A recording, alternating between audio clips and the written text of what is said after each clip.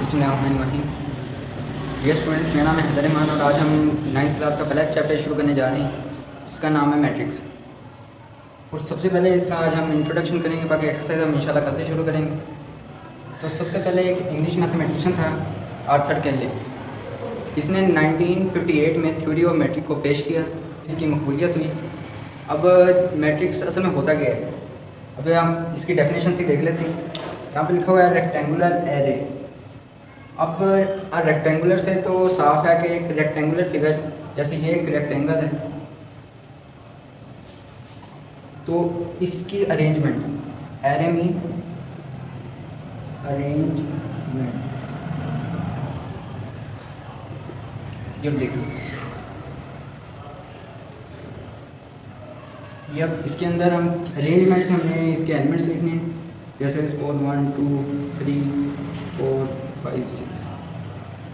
A rectangular array in which elements are written in the form of rows and columns। अब रोज़ क्या होती हैं, ये जो सी हॉरिजॉन्टल लाइंस हैं इसको हम रोज़ कहते हैं और रोज़ को हम आर से डिनोट करते हैं। ये रो 1, ये रो 2। ऐसे जो सी वर्टिकल लाइंस हैं उनको हम कॉलम्स कहते हैं और कॉलम्स को हम सी से डिनोट करते हैं। ये C1, ये कॉलम नंबर 2, ये कॉलम नंबर 3। अब हम मैट्रिक्स को डिनोट कैसे करते हैं, मैट्रिक्स को हम हमेशा कैपिटल अल्फ़ाबेट से डिनोट करते हैं। Let's suppose A, B and so on. अब हम आगे देखते हैं कि कौन सी टर्म्स जो सी है वो इसके साथ मैट्रिक्स के साथ यूज़ होनी है। अब ये बेसिकली 4 चीज़ें हैं जो सी मैट्रिक्स के साथ, जहाँ पे भी मैट्रिक्स का ये चैप्टर है पूरे में ये तकरीबन उनके साथ साथ ज़रूर यूज़ होनी है। अब पहली चीज़ है एलिमेंट ऑफ मैट्रिक्स। इसकी अगर हम डेफिनेशन करें तो ये entries present in the matrix are called elements of matrix. For example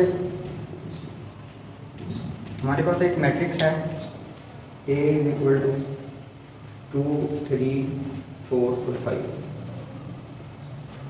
इसके अंदर जो ये 2 3 4 और 5 जो हैं ये हमारे पास हैं एलिमेंट्स ऑफ मैट्रिक्स M। अब दूसरे नंबर पे जो सी हमारे मैट्रिक्स में चीज़ यूज़ होनी है वो है रोज़। रोज़ क्या होती हैं, पहले भी बताया कि हॉरिजॉन्टल लाइंस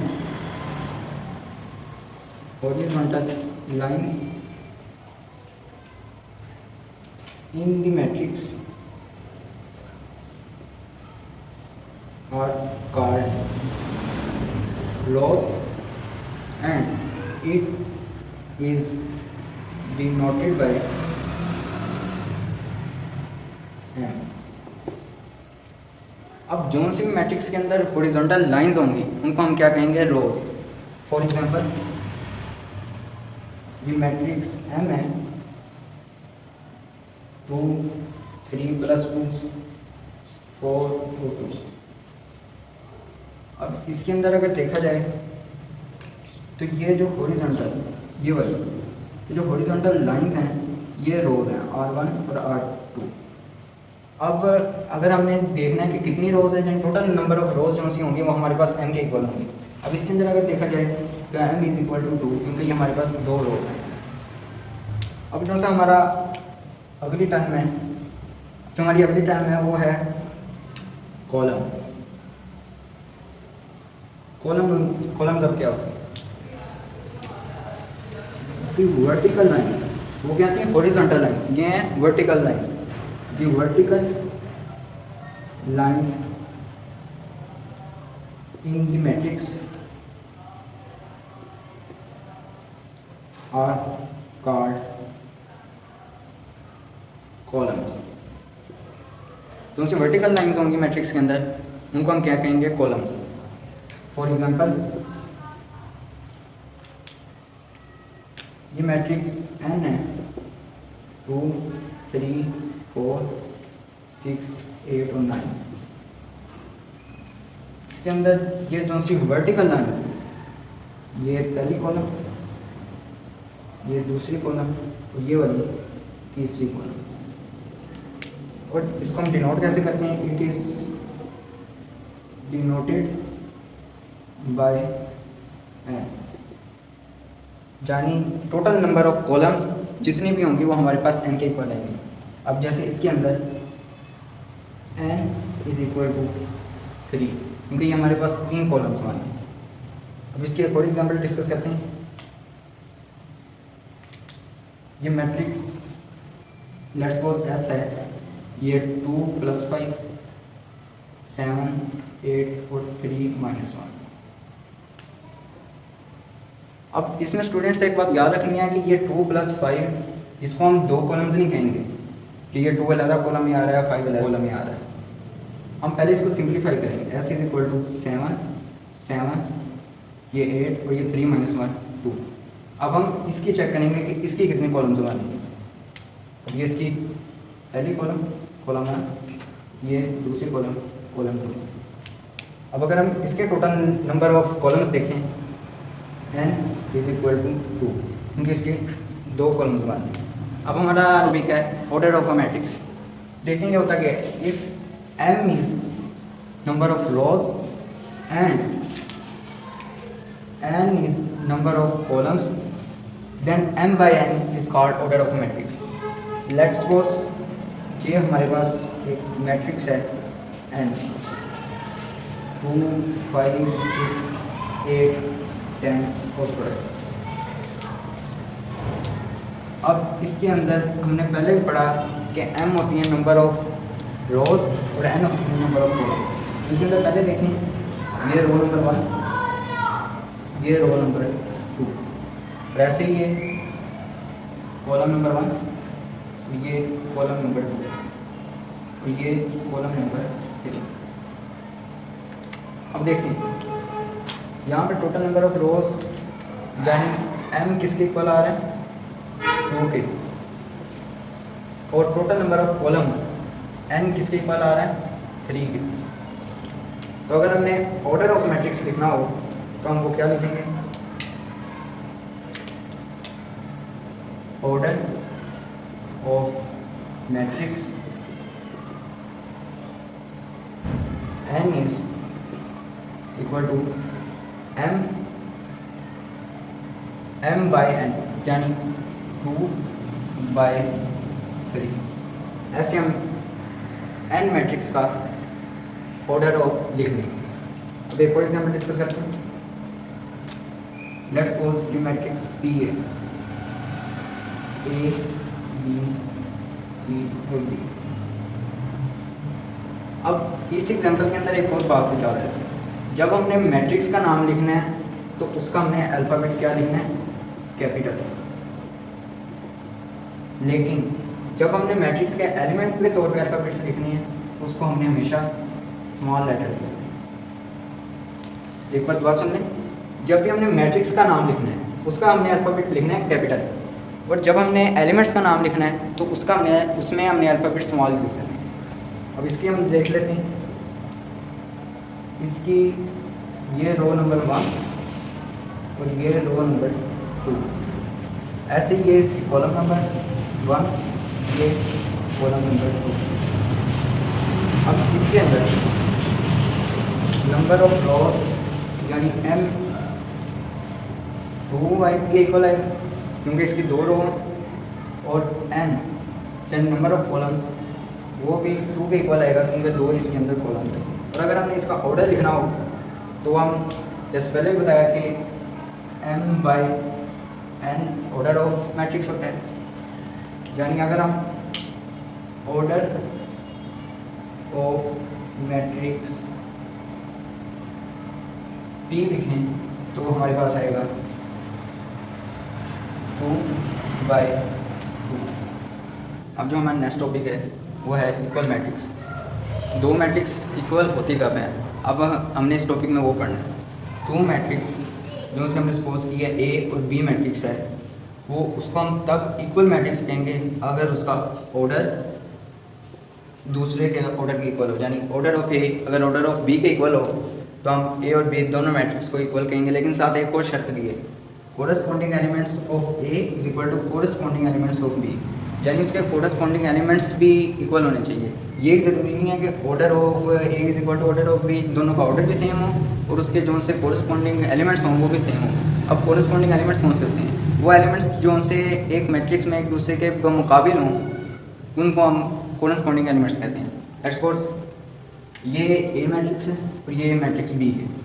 अब इसके अंदर देखिए, इसका ऑर्डर अगर देखा जाए तो ये बनता है इसकी, ये फर्स्ट रो और ये सेकंड रो, ऐसे ये फर्स्ट कॉलम ये सेकंड कॉलम, यानी अगर हम इसका ऑर्डर लिखें यहाँ पर वो होगा 2/2।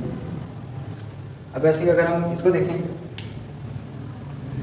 ये इसकी फर्स्ट रो और ये इसकी सेकंड रो और ये इसकी फर्स्ट कॉलम, ये और इसकी सेकंड कॉलम। अब इसका ऑर्डर क्या होगा, इसका भी 2/2 ही होगा क्योंकि दो इसकी रोज हैं और दो इसकी कॉलम्स हैं। अब दूसरी हमारे पास शर्त क्या है, corresponding elements of A is equal to corresponding elements of B, order तो दोनों का सेम है। तब ये देखिए, ये यहाँ पे इसका 2 है और इसके मुकाबले में यहाँ पे देखिए, यहाँ पे भी 2 - 0 2 ही मान रहे हैं, यानी इसका मतलब है ये चीज़ भी वेरीफाई है। अब ये 7 है और यहाँ पे ये 6 + 1, यानी ये भी 7 ही है, इसका मतलब है ये वाला एलिमेंट भी इसका इक्वल है। अब ये यहाँ पे 3 है, यहाँ पे 2 + 1 3, यानी ये भी 3 है, ये भी इसकी एलिमेंट्स क्या है, सेम है, इक्वल है। अब ये 4 है, देखा जाए तो ये भी 2 + 2 4 ही होता है, तो यानी इसका मतलब है कि इसके चारों एलिमेंट्स भी इक्वल हैं और इसका जो ऑर्डर है वो भी इक्वल है। तो इसका मतलब है कि matrix A is equal to matrix B. क्यों? क्योंकि कोरस्पॉन्डिंग एलिमेंट्स आर इक्वल और order of both matrix are equal. अब इसकी दूसरी एग्जांपल देखते हैं। इसकी दूसरी एग्जांपल ये है कि अब हम देखते हैं ए और सी क्या इक्वल हैं हमारे पास। अब ये देखिए, अब इसका पहले लिख लेते हैं ऑर्डर, ये इसकी फर्स्ट रो, ये इसकी सेकंड रो, ऐसे ये इसकी फर्स्ट कॉलम, ये इसकी सेकंड कॉलम, ये इसकी थर्ड कॉलम। देखा जाए तो इसकी 2 रोज हैं और 3 कॉलम्स हैं, यानी इसका मतलब इसका ऑर्डर क्या आएगा 2/3। तो अब देखा जाए कि ए मैट्रिक्स का ऑर्डर 2/2 है और इसका 2/3 है, यानी यहीं पर ही ये मैट्रिक्स इक्वल नहीं हो सकती क्योंकि पहली कंडीशन है हमारी वही फुलफिल नहीं हो रही। इसलिए हम अगर ए और सी में देखें तो ये इक्वल नहीं है बल्कि नॉट इक्वल होंगे। क्यों? Because order of both matrix are unequal. अब ऐसे ही ए को अगर हम कंपेयर करें डी के साथ, सबसे पहले हम इसका ऑर्डर फाइंड करते हैं। ये इसकी रो 1, ये वाली इसकी रो 2, ऐसे ये इसकी कॉलम 1, ये इसकी कॉलम नंबर 2। यानी अगर इसका भी ऑर्डर लिखें तो इसका भी ऑर्डर आएगा 2/2 क्योंकि 2 इसकी रोज़ हैं और 2 इसकी कॉलम हैं। तो यहाँ से अगर देखा जाए तो ये इसके ऑर्डर तो सेम हो गए। अब आगे दूसरी हमारे पास क्या कंडीशन है, कोरस्पॉन्डिंग एलिमेंट्स भी सेम होने चाहिए। अब देखें, यहाँ पे 2 है और यहाँ पे भी 2 है, यानी ये ठीक है। यहाँ पे 7 है, यहाँ पे भी 7 है, ये भी ठीक है। अब देखें, यहाँ पे 3 है लेकिन यहाँ पे -3 है, ये 3 - 3 के इक्वल नहीं होता है, इसलिए कि जो ये वाली कंडीशन है ये यहाँ पे फुलफिल नहीं होगी, तो इसलिए ए मैट्रिक्स जो सी है वो डी के भी इक्वल नहीं होगी, क्योंकि कोरस्पॉन्डिंग एलिमेंट्स आर अनइक्वल। आज की वीडियो के लिए इतना ही, बाकी इंशाल्लाह एक्सरसाइज हम अगले लेक्चर में करेंगे।